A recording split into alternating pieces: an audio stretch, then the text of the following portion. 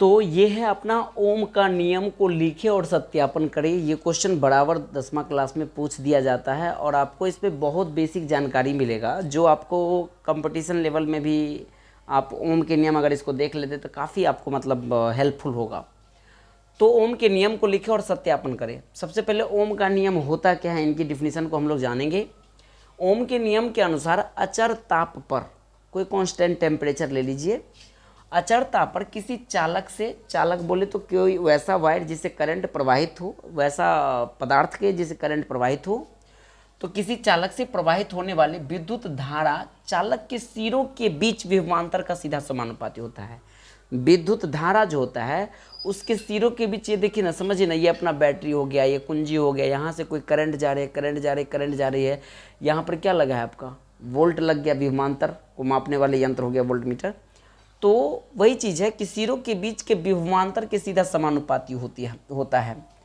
और यही है कि अर्थात भी प्रोपोर्शनल क्या हो जाएगा आपको आई, यानी विभवांतर जो है ये धारा की क्या है, सीधा समानुपाती है। विद्युत धारा सीधा समानुपाती विभवांतर का कहिए, या विभवांतर सीधा समानुपाती आप धारा का कहिए।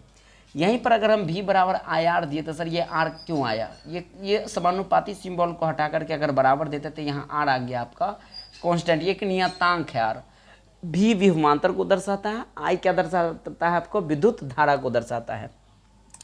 और यहीं से हम 3 सूत्र का निर्माण करेंगे। कैसे, अगर आर को छोड़ दिया जाए और आई को इधर ले आएगा तो भी के बट्टा में आई नहीं चलाएगा, तो आर बराबर आपको भी बट्टा आई याद रखना पड़ेगा। जब आगे हम आपको कुछ ऐसे उसमें विद्युत धारा का उसमें व्यंजक प्राप्त करेंगे तो ये सूत्र सब वहाँ आपको यूज में लेना पड़ेगा, तो अभी ध्यान में रखिएगा। इसी सूत्र से 3 सूत्र बन रहा है।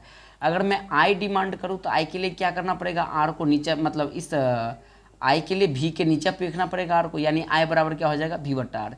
इसी सूत्र से ये तीनों सूत्र बना है। और इतना डायलॉग आपको लिख देना पड़ेगा इस सत्यापन करने के लिए कि हमने क्या किया इसकी रचना में। माना कि 1 वोल्ट के कोई बैटरी से, 1 वोल्ट का ये क्या है, बैटरी से विद्युत बल्ब लगा है, मान लीजिए वोल्ट मीटर है, एमीटर है, स्विच भी लगा हुआ है, इनको हम जोड़ दिए, कोई बल्ब इसमें जोड़ दिया, मान लीजिए यहाँ पर आपको बल्ब जोड़ना है तो एगो बल्ब बना दीजिए, इस टाइप से बल्ब बना है, ठीक है। यहाँ एमीटर चालक में प्रवाहित होने वाली धारा को मापता है, स्वाभाविक है। एमीटर का उपयोग क्या कहाँ होता है, करंट को नापेगा। वहीं वोल्ट मीटर क्या होगा, इन दोनों बिंदुओं के बीच की विभवांतर को मापता है। ओम के नियम कहता है कि चालक, 2 चालक लिखा गया ना, इसको मिटा देता हूँ। ओम के नियम के अनुसार यानी चालक से प्रवाहित विद्युत धारा उस चालक के विभवांतर का क्या होता है, सीधा समानुपाती होता है। अर्थात विभवांतर बढ़ाने पर धारा का मान क्या होगा, बढ़ेगा। जब आप विभवांतर बढ़ाइएगा तो धारा बढ़ेगा, या धारा बढ़ेगा तो विभवांतर का मान भी बढ़ेगा। दोनों क्या एक दूसरे का समानुपाती है, तो इनको याद रखिएगा। और एक 2 ऑब्जेक्टिव है कि ओम के नियम से ग्राफ क्या होता है, एक सीधी रेखा में आपको प्राप्त होगा। और वहीं ओम का नियम डीसी बोले तो दिष्ट धारा एवं धात्विक चालक पर लागू होता है। यह नियम अर्धचालक, जर्मेनियम, सिलिकॉन, डायोड, ट्रायोड पर लागू नहीं होता है, तो इसको भी आप बाद में याद रखिएगा।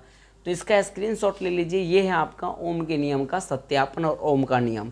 इन सारे बातों को बढ़िया से आप 1 बार 2 बार देख लीजिएगा और इसको नोट कर लीजिएगा, समझिएगा। ये क्वेश्चन आपको 10th क्लास में पूछता है। अब हम लोग आगे बढ़ेंगे और लिखेंगे प्रतिरोध को जो श्रेणी क्रम संयोजन से और या समांतर क्रम में संयोजन में जोड़ते हैं, उन टॉपिक को पढ़ेंगे। लिखते हैं प्रतिरोध के बारे में।